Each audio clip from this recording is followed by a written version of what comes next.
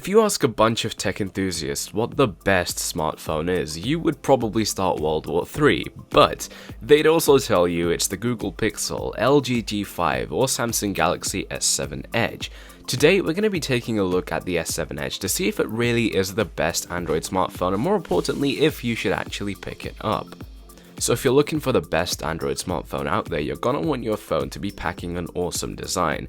The S7 Edge has an amazing curved display, which I'll touch on later in this video, and a beautiful glossy finish all over. It can attract fingerprints, but I've seen that they've really improved on that since the S6 was released. If the fingerprints are too much for you, you can always slap a D-brand skin on them and it'll look awesome. The S7 Edge definitely has a great design going for it all over, with nothing too crazy, and I have to say that I love it. Something that they don't get recognized for enough is the fact that they've got their back and multitask button off the display, giving you a bunch of extra space. And touching on the space you have with the display, we've got a dope 5.5-inch AMOLED screen running at 1440 by 2560. This puts the phone firmly up at the top of smartphone displays alongside most of the other huge flagships like it, and the experience using this for movies and gaming was definitely as good as you'd expect it to be. That said, the speakers are only on the side of the phone, so you'll probably find yourself covering them up by accident quite often.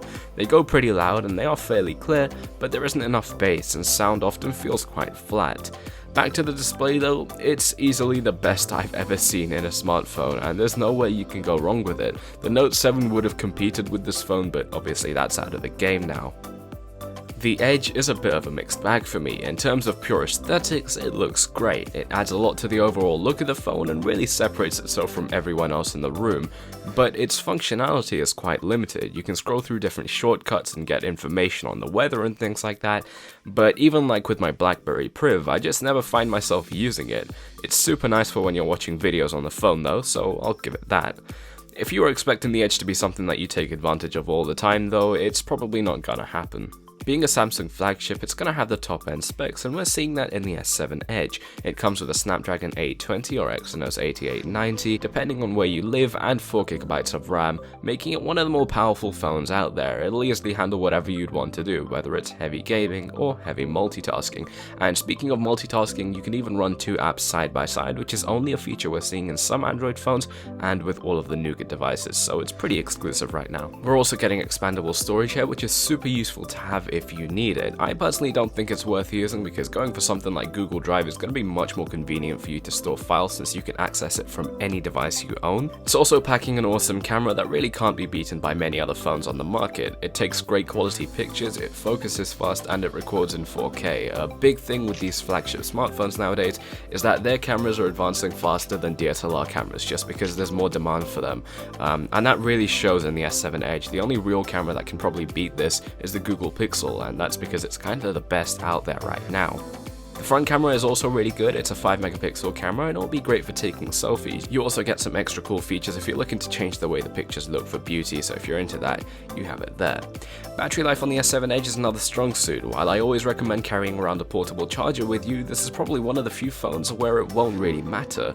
You'll still have about 20% left at the end of the day of regular usage, which is really good for smartphone standards.